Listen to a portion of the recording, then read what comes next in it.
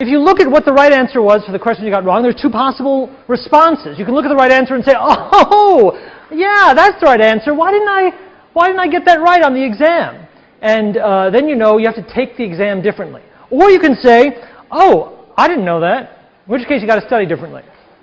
So you want to know which one it is, and the only way to find that out is to go and go to Lisa's office hours and look over your score in the midterm. Papers are due. People have been coming to me saying, hey, what do you think of this as a topic? And every single time I've said it was a great topic. Again, we're casting a broad net on paper topics. If it's vaguely related, it's good. Probably. All right, on to substance. We talked on Wednesday about conflict in intimate relationships. And one of the points we made is that conflict in intimate relationships is inevitable. If you are interdependent with somebody, you are going to have conflict with them. Inevitable. It has to happen. It's a function of interdependence. Today we're going to talk about violence between intimate partners. Something called intimate partner violence, or IPV. IPV is not inevitable. IPV does not follow naturally from interdependence. There's nothing about interdependence that demands that we see or witness violence between people who love each other. Nothing inevitable about that at all. It's not inevitable, but what it is distressingly prevalent. Let's start with some facts.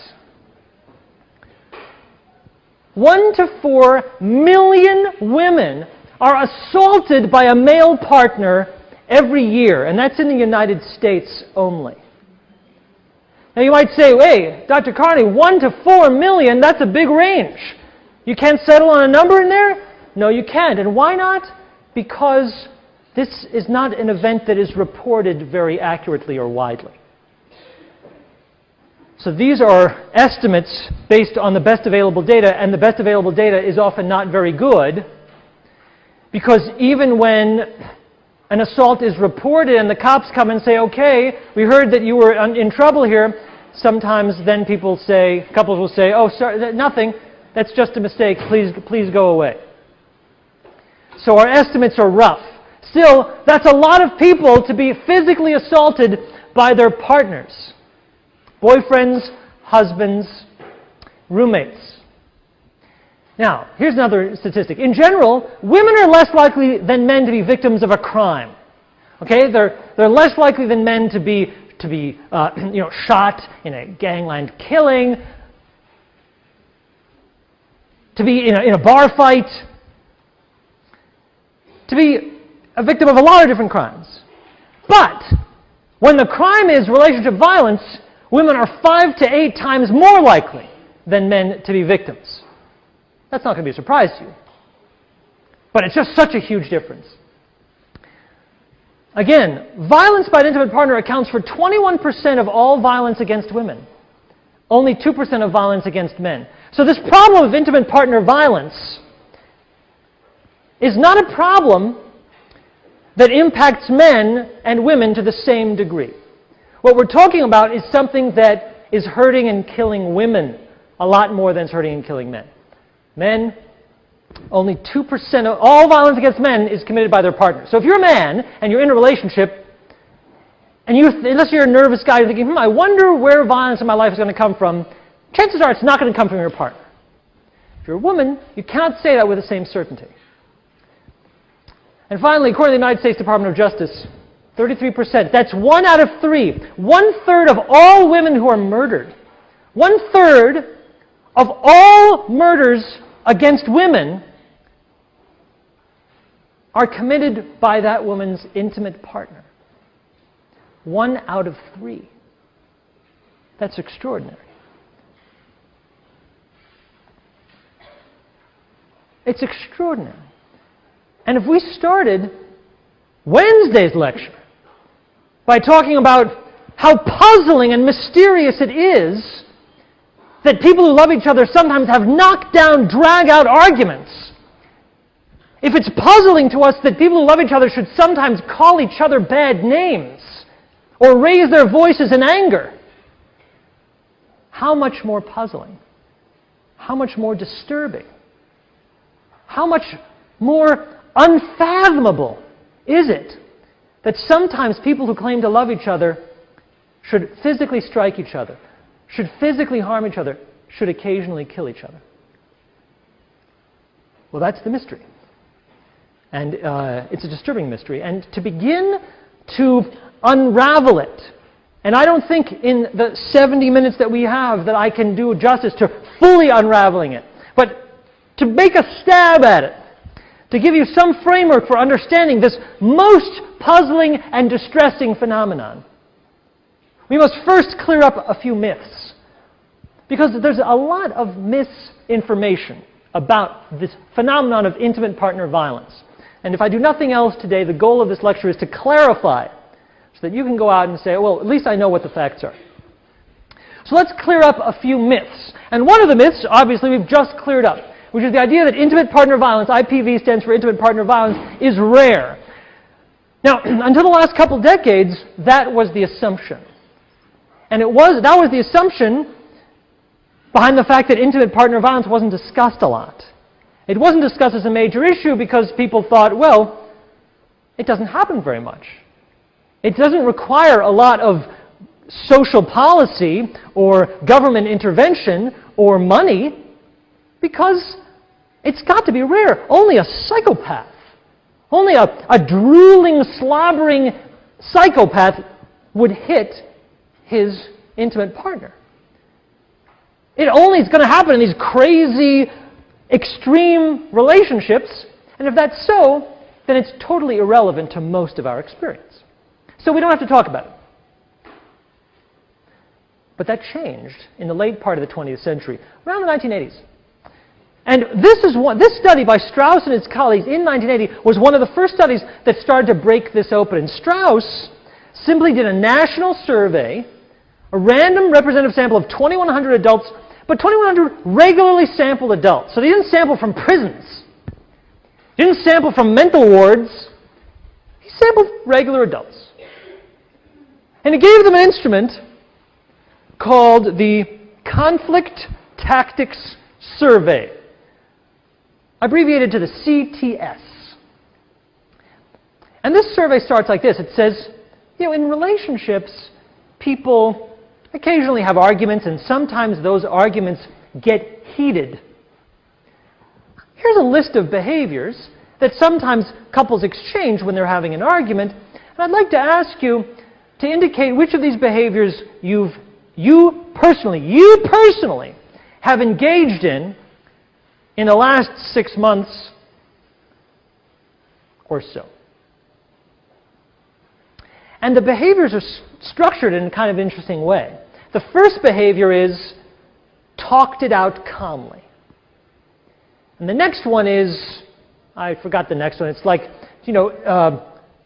talked about it with heated voices. And each behavior is ranked, so it gets a little more extreme as you go down the list. After the first three, which are kind of all calm, nice things to do, you start getting to a set of behaviors that are classified as psychological aggression. Things like, I walked out, I sulked, I cried, I got angry at my partner. Those kind of psychological things. So then after 9 items of this conflict tactics survey, the first 3 of which are all kind of nice communications, the next 6 or 7 of which are psychological hostile conflict things that we were talking about last time, then it gets to the first physical behavior, like throwing something at my partner. And the next one, I have a list of them in a moment, and it gets more and more extreme. The next one is like, I slapped my partner, I hit my partner with a fist, I attacked my partner, I attacked my partner with a knife or a weapon, I beat up my partner. So by the time you get to the bottom, it's not that you get different answers than if you had just said from the very beginning, when's the last time you beat up your partner? You sort of built up to it. And Strauss wanted to know, well, how many people will admit, when you ask them about their own behavior, how many people will admit, yeah, I've hit my partner. I've hit my intimate partner. And the answer shocked a lot of people. 12% of husbands admitted to engaging in some kind of physical act. That means 12% of husbands said to some kind of physical behavior Or from the weakest to the most extreme, he just lumped them all together and found that 1 in 10, over 1 in 10 in the United States? Well, that was astounding. I mean, something that accounts for, I'm thinking about people in this room. 1 in 10? That's not a rare or extreme behavior. That's something that's a major part of people's lives, if 1 in 10 people are engaging in it. And that has to be an underestimate. Because you're asking people to tell you on the phone, yeah, I hit my wife. Sure, I slapped her. Hit my wife. Well, most people, even who have done it, aren't going to tell a stranger on the phone, so that's got to be an underestimate. And people said, wow. And that was the beginning of an acknowledgement that IPV, intimate partner violence, is far from rare. It's not an extreme behavior. It's something that a lot of people are dealing with. And as it became more comfortable to talk about, as people accepted it, more people came up and said, oh yeah. And we're able to say, intimate partner violence is a part of a lot of people's lives. It's not rare, clearly. Myth number 2. Well, if it's not rare, the myth says, at least it's something that only the least happy people, only distressed relationships engage in. Okay, a lot of couples are violent with each other, or physically aggressive with each other. But you might argue, but those are going to be the really unhappy couples, right? I mean, those are going to be the absolute, distressed, worst of the worst couples. And I'd like to believe that. But it doesn't seem to be true. And the data are pretty shocking. I study newlyweds. That's what I study. I collect samples of newlywed couples. And let me tell you something, my newlywed couples, if I haven't told you before, they're happy, happy, happy. They're deeply in love, for the most part. And when I ask these deeply in love couples to fill out the CTS, the Conflict Tactics Survey that Strauss and his colleagues developed, 50% indicate engaging in some kind of physical aggression. 50% of newlyweds. Now, some of my newlyweds are unhappy, like 2%. But the other 48% are saying, I'm happy, I'm in love, and yeah, we've engaged in physical violence. O'Leary in 1992 shocked a lot of people by showing that high rates of violence in premarital couples who then went on to get married. So this is interesting, because my guess is that nobody's fantasy is to marry someone with whom they have physical fights. Male or female, nobody said, you know what I want to do? I want to marry someone who hits me. It just isn't part of anyone's dreams. For good reason. And yet, O'Leary took a sample of couples who were engaged, and he asked them to fill out the CTS, the Conflict Tactics Survey. And he found high rates of these engaged couples saying, yeah, we have recently engaged in physical violence when having a fight. And then he followed them over time and found that most of those couples got married.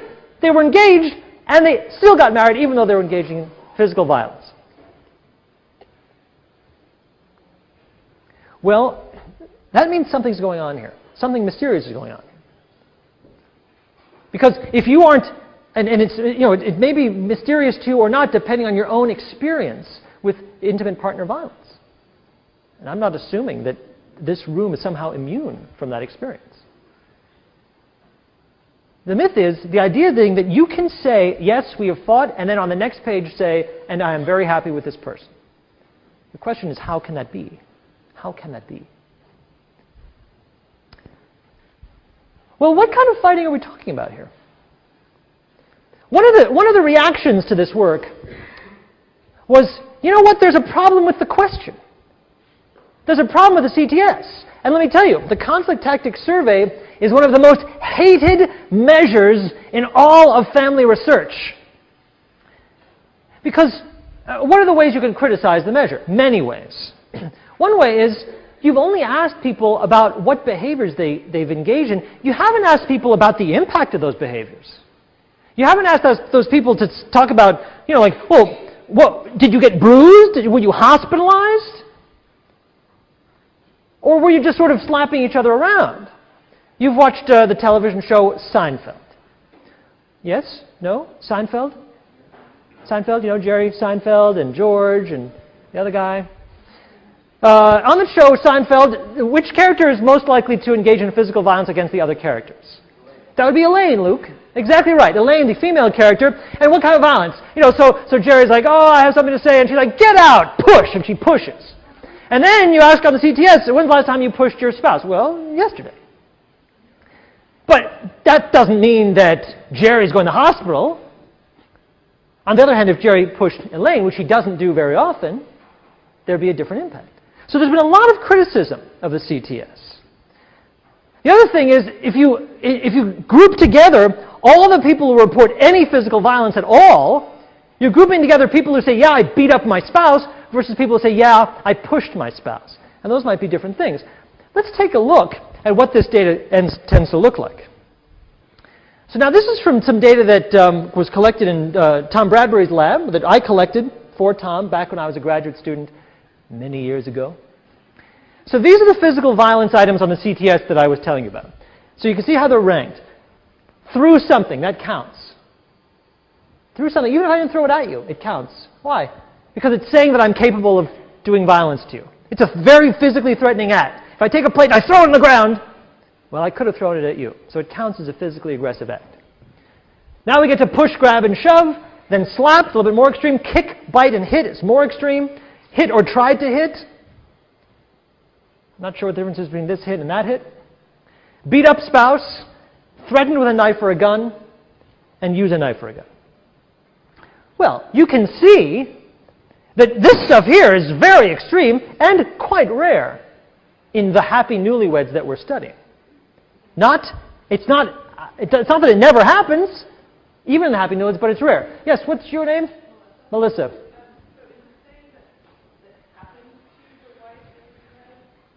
No, this is self-report of what you personally did. Yep, I know what you're noticing there, Melissa. I notice what you're noticing too. We'll get there in the very next slide. Okay, but we'll get to that point that you're all thinking about. The point is this. Obviously, the moderate aggression, and Strauss actually classified these aggressive acts as moderate. He called these things through something, push, grab, or shove, or slapping, he called moderate aggression. Everything above that, he called severe aggression.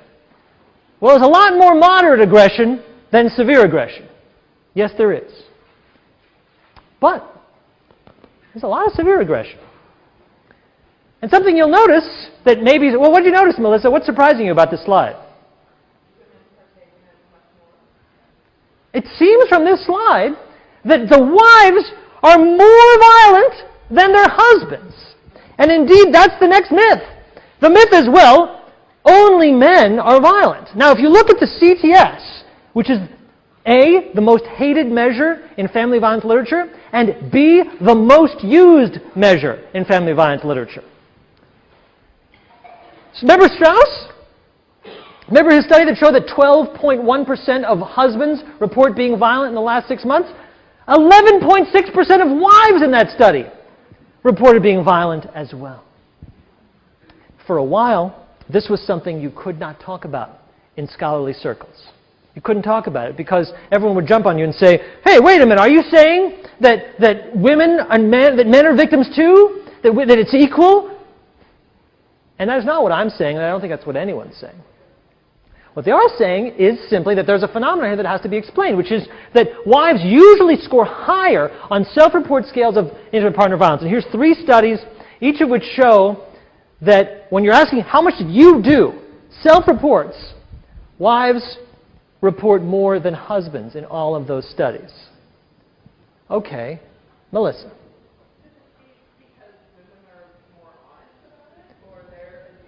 All right, well, let's talk about it. Why is this? And Melissa says one reason why is that women are more honest. There's less of a stigma. If a woman says, yeah, I slapped my husband, well, how bad is that? I mean, how much stigma is associated with someone saying, I had to slap him. He was angry. He made me angry and I slapped him. Versus a man saying, yeah, I slapped my wife. It sounds different. It has a different implication. There's a whole range of connotations that are different for when men or women are doing the same thing. So there may well be differences in reporting bias. I don't think that's the only answer. Melissa, what else you got? Yeah? Just last night.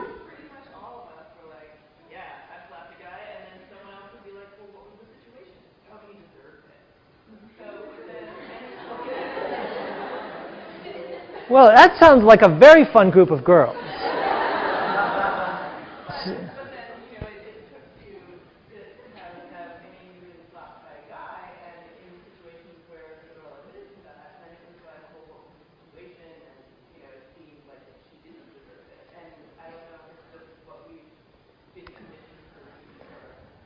Let us pull back from the issue of deserved it.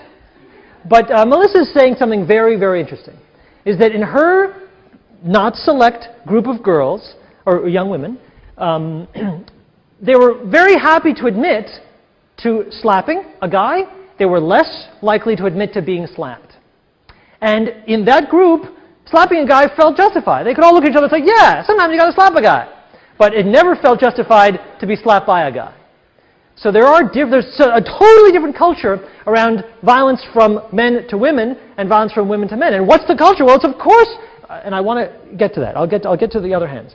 But it makes sense that it's different because of the question of impact. Even if men and women are reporting the exact same behaviors, we know from the slide I showed you at the very first slide today that the impact differs on men and on women, as it should. Men tend to be bigger, men tend to be stronger. When men hit women, women break. And that's not a good thing. So the problem, one of the reasons people hate the CTS is that it doesn't ask about the impact of the behaviors. And it just asks about the behavior themselves. And some people say, that is wrong, that's misleading, because it suggests that men and women are doing the same thing, or women are doing it more, when really there's a whole different impact when the violence is against women from men, and that measure doesn't address that at all. A couple other people had comments. I'd like to get to them. Was there a comment over here? Megan? Maybe women feel more regret. Interesting. It's possible. These days I don't really get at regret, but it's possible. What's your name? Maya. Interesting.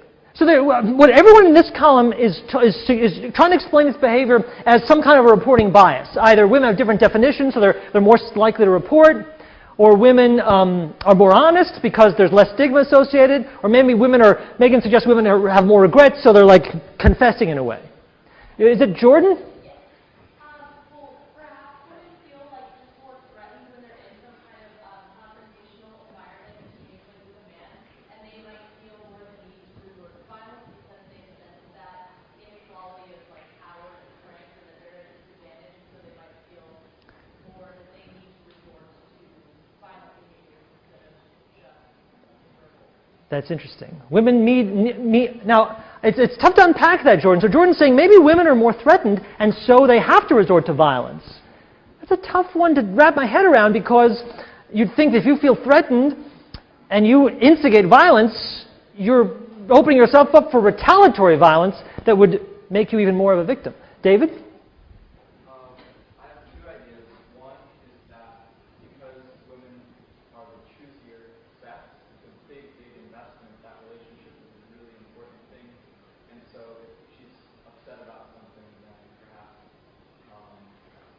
she'd be like really, really threatened by it. And two, she knows that her slapping would probably inflict less damage than him slapping her, so she might not be as afraid. That's interesting. So David says, David's first point is, maybe women are more invested in relationships, so they get angrier. And the second point is, I think it relates to what Melissa was showing, is that, or telling us about. David says, women know that their moderate aggressive behavior, like slapping or pushing, isn't going to hurt the guy. So there's less stigma against doing it. Just like, again, we can watch Seinfeld and see Elaine pushing people over and whatever, punch him on the arm. And nobody's thinking that she's some kind of brute. But nobody punches Elaine, at least I didn't see that episode. Marianne. In collecting data, do you ask the women if they've slept a male, or do you ask the males if they've been slept by? Well, it's interesting. This study was entirely self-report. Tell me what you personally have done. In my research, and which is this study, this study comes from data I've collected, we ask people, how often do you do this? How often did your partner do this to you? And what we get there, by the way, is evidence of an underreporting effect for males. Evidence of an underreporting effect for males. So we've seen evidence that when you ask both people in a couple, women say, yeah, he did it, much more than men say, I did it. There's another issue that didn't come up that I want to point out, which is if you've been hit, and let's say you're a woman and you've been hit, or let's say you're a woman and you're physically threatened, there may be a motivation to fight back. In other words, you might hit in retaliation for being hit. So you would expect, if that were true, a high correlation between the amount of violence that the male reports in a couple and the amount of violence that a female reports in a couple, and that is indeed the case.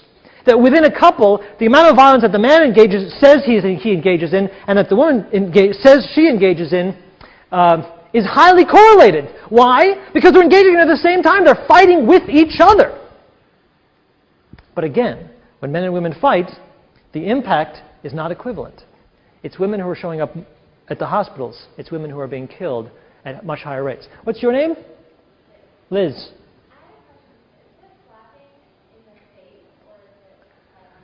Your guess is as good as mine. Look, that's the question. How often did you do that?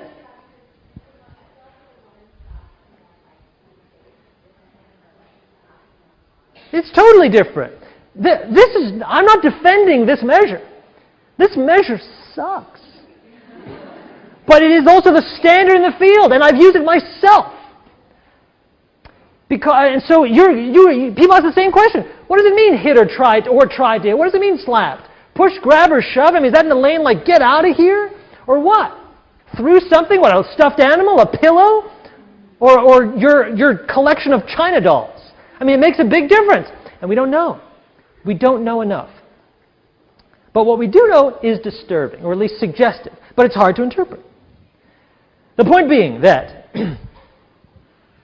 intimate partner violence is something that men and women are both engaging in. It seems to be something dyadic. It's relational, at least according to these studies. Fourth myth is that, this has got to be something that happens in married couples. Because if you weren't married, you wouldn't put up with it. If you didn't have to, you wouldn't stick around. So any couple where there's violence and there's not marriage, that would be the end of that couple. Couple would end. Now, we've already seen that's not true. Because I've already shown you data, or I've told you about research showing that engaged couples who are not married, who are violent, still go on to get married. So clearly this is not a problem of just married couples. In fact, IPV is the highest in cohabiting couples. There's been research that has compared cohabiting couples to married couples, to dating couples that are not living together, and found cohabiting couples have the highest rates of violence, then married couples, then dating couples. Intimate partner violence is a problem in adolescent couples. It's a problem in high school. It's a tremendous problem in same-sex couples. Same-sex couples who have intimate partner violence levels comparable to cohabiting couples. Maybe if we allowed same-sex marriage, their rates would be reduced. Why do you think this is true? Why is intimate partner violence higher in cohabiting couples than married couples? I don't have an answer to that, by the way, but I'd like to know. Any thoughts? Why would it be? Luke? It's something along the lines of what you were saying before about investment, Mm-hmm. and that maybe there's less of a sense of trust or sort of feeling that there's an investment, so things like cameras are more likely to flare up. That's interesting. So Luke suggests if we're living together, we can get in each other's face a lot, but we're not married. So, I can't trust you necessarily because I don't have the bonds of marriage keeping us together. And then maybe that's a fertile ground for losing control. Melissa, you're going to add something?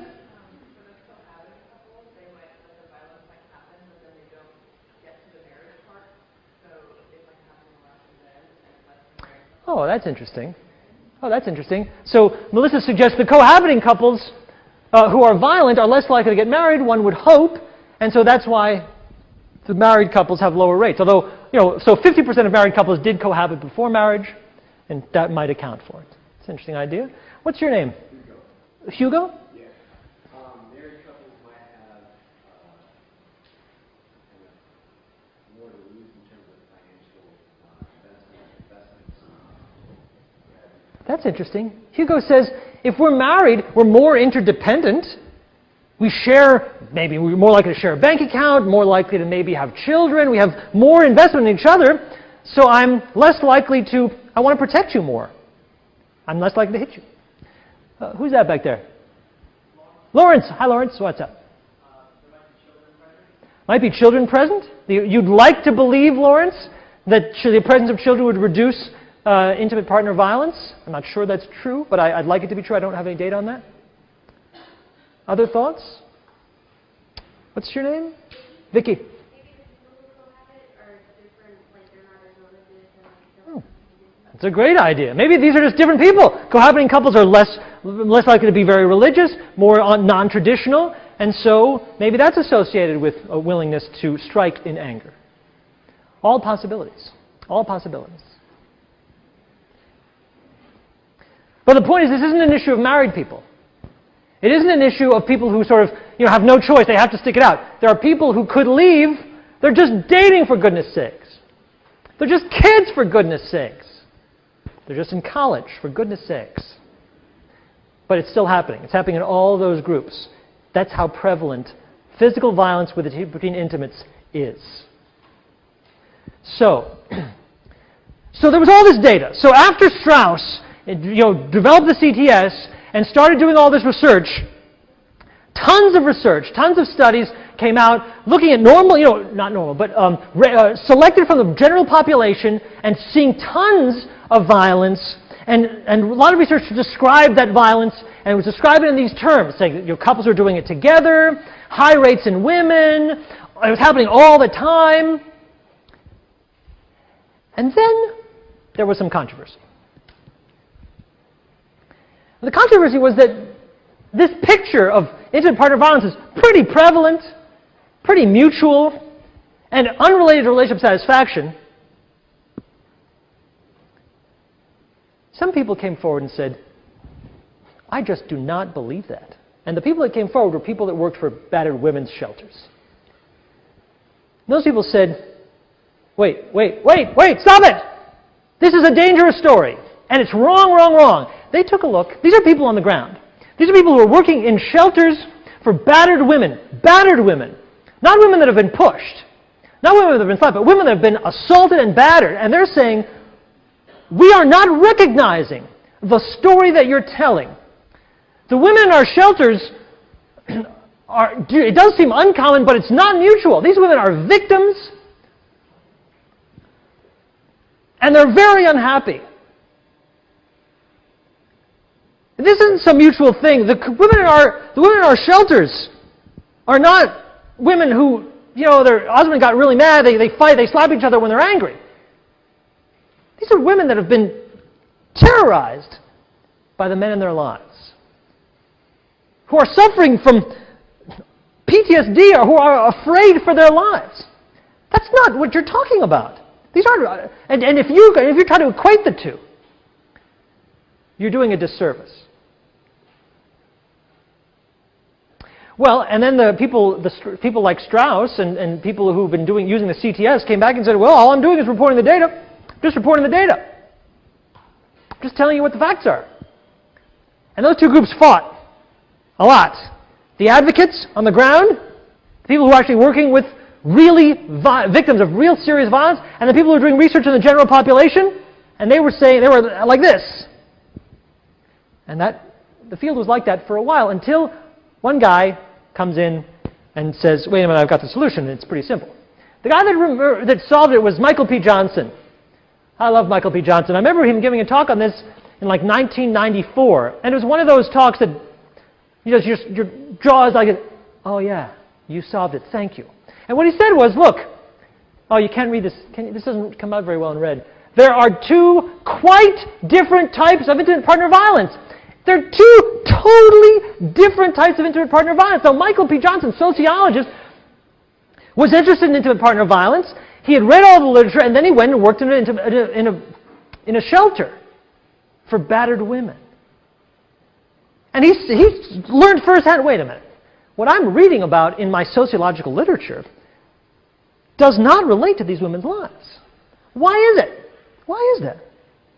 And he said, well, because the women in the shelters are women who have escaped awful situations. They don't participate in general social survey research.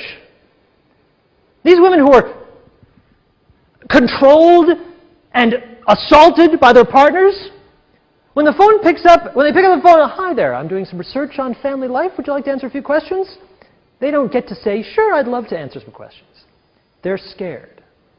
The people who are answering questions are people who are fairly happy with their relationships, but they're a different group. They don't show up in battered women's shelters. So he said there are two types of intimate partner violence, and we've been studying them separately and pretending they're one thing. And he gave them names. He gave them names.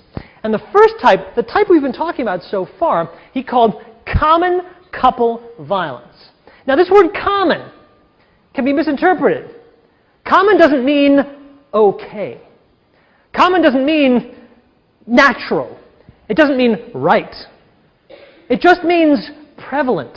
It means frequently seen. And he said, look, common couple violence is what you measure on surveys.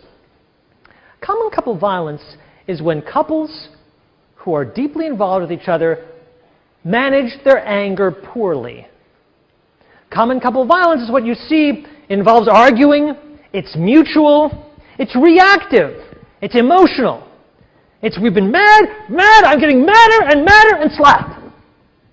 That's common couple violence.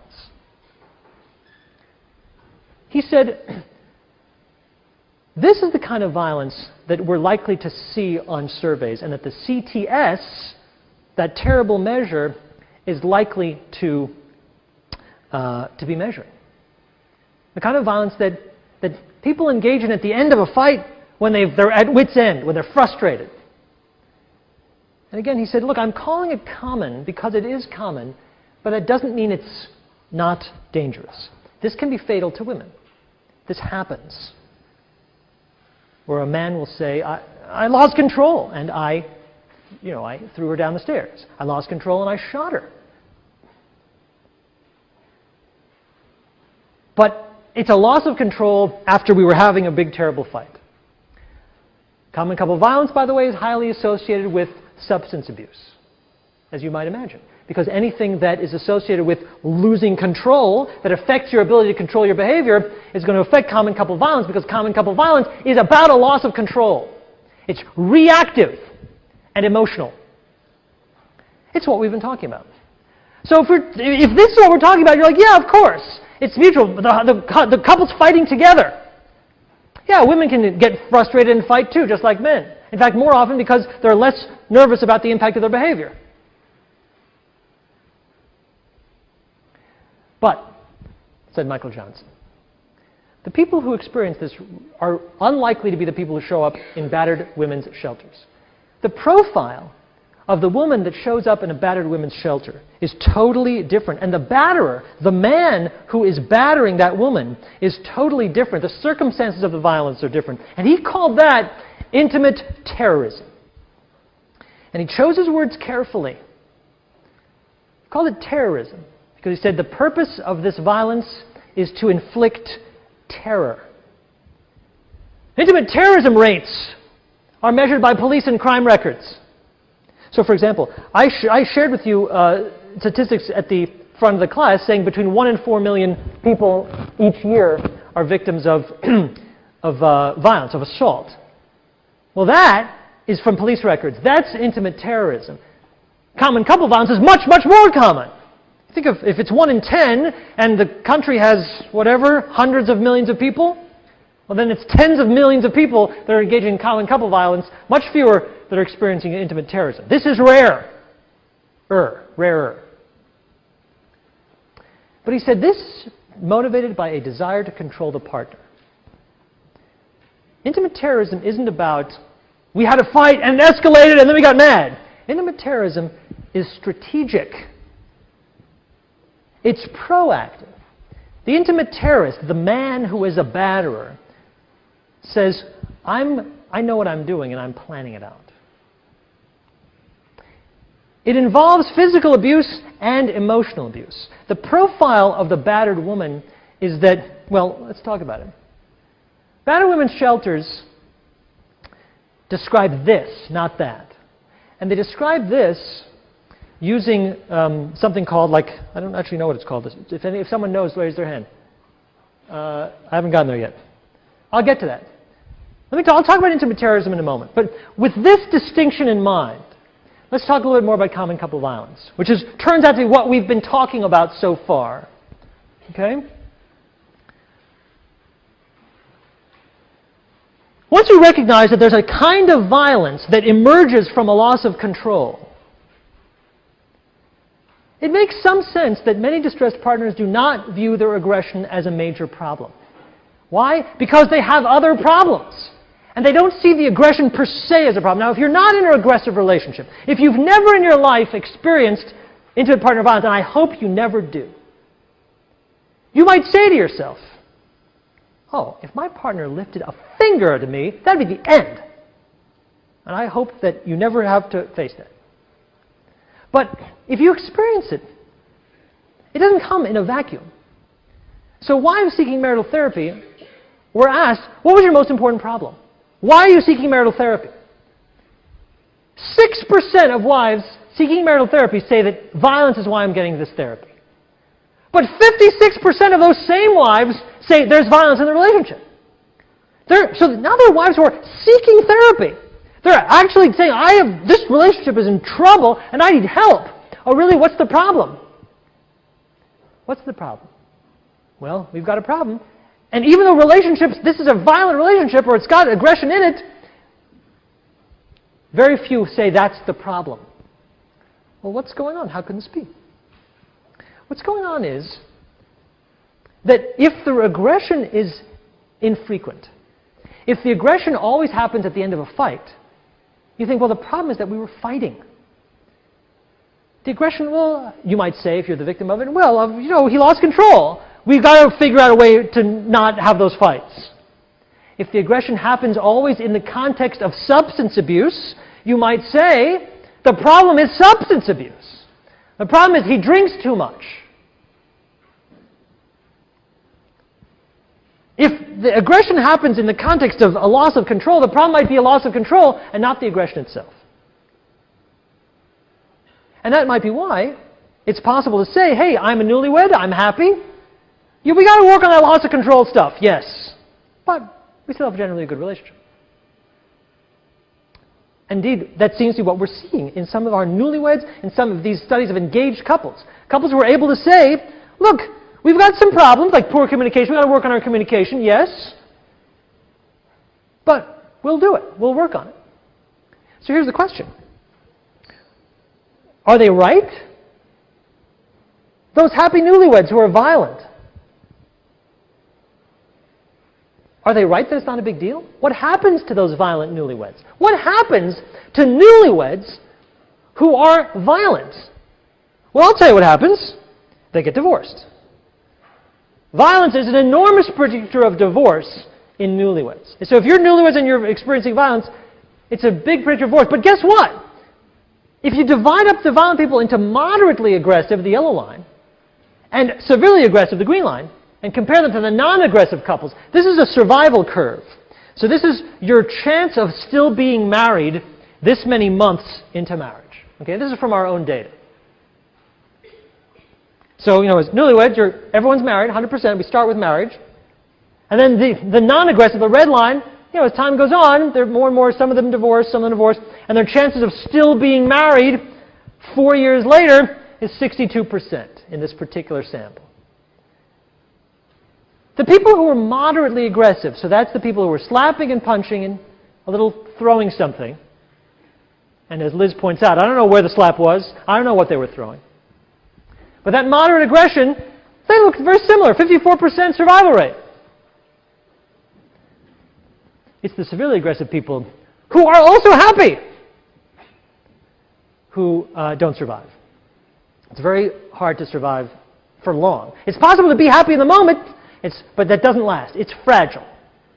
The happiness of people who are experiencing violence is a fragile happiness. Yep.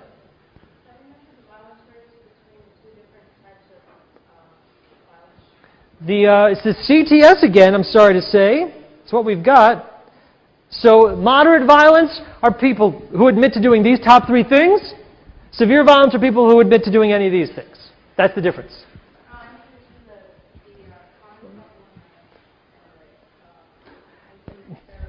Everyone in this study is common couple violence. This is all common couple violence. These are all newlyweds on the CTS. None of these are battered women. These are couples who participate in marital research.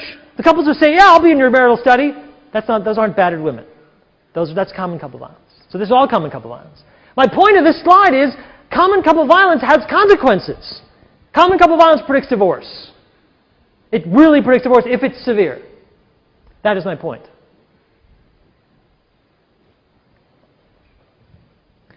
Intimate terrorism is something else. Let's talk a little about intimate terrorism. It's been defined as a systematic and sustained effort to control and dominate a partner through physical violence and verbal and psychological abuse and sexual coercion and abuse and economic and social control and threats of same. Common couple violence is you had a fight, it escalates, and now you're fighting physically. A verbal fight becomes a physical fight. Intimate terrorism is not about anger, it's about control. And if it's about control, there's many ways to control and dominate a human being. And in the pattern for battered women is that the battering is part of a constellation of controlling behaviors on the part of the batterer. And now we get to a diagram that battered women's shelters use to illustrate this point. It looks like this. Has anyone seen this before? Raise your hand if you've seen this before. All right. No one has.